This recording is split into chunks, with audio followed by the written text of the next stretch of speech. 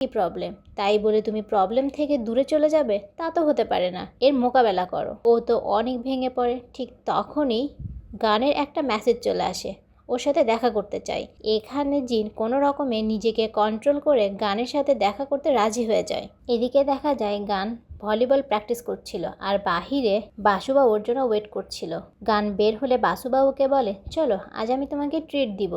But গান ওকে এড়িয়ে চলে। ও বলে, আজ আমার মায়ের শরীর খারাপ, তাই আমাকে যেতে হবে। আসলে গান তো এদিকে জিনের সাথে দেখা করার প্ল্যান করছিল।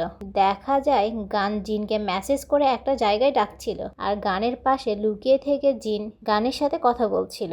একটু পর দেখা যায় সেখানে বাসুবা চলে আসে। বাসুবা এসে দেখে গান কোনো একজনের সাথে চ্যাটিং করছে, মানে ওকে চিট করছে। ও তো এখানে প্রচুর রেগে যায় আর গানকে জানা তাই বলতে থাকে। এখানে গান নিজেকে আর কন্ট্রোল করতে পারে না, ও ওর আসল রূপ দেখিয়ে দেয়।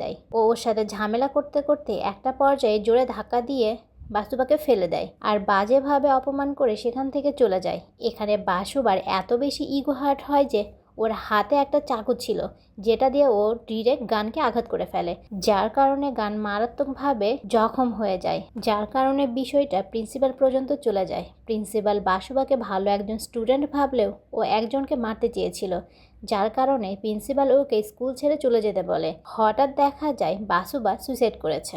এই ব্যাপারটা যখন স্কুলে জানাজানি হয়ে যায় তখন কেউ এটা বিশ্বাসই করতে পারছিল না, কারণ বাসুবার মতো একটা মেয়ে যে কিনা অন্যদের উপর টর্চার করে, সে নিজে সামান্য একটা বিষয়ে সুইসাইড করে ফেলবে, এটা ঠিক মানা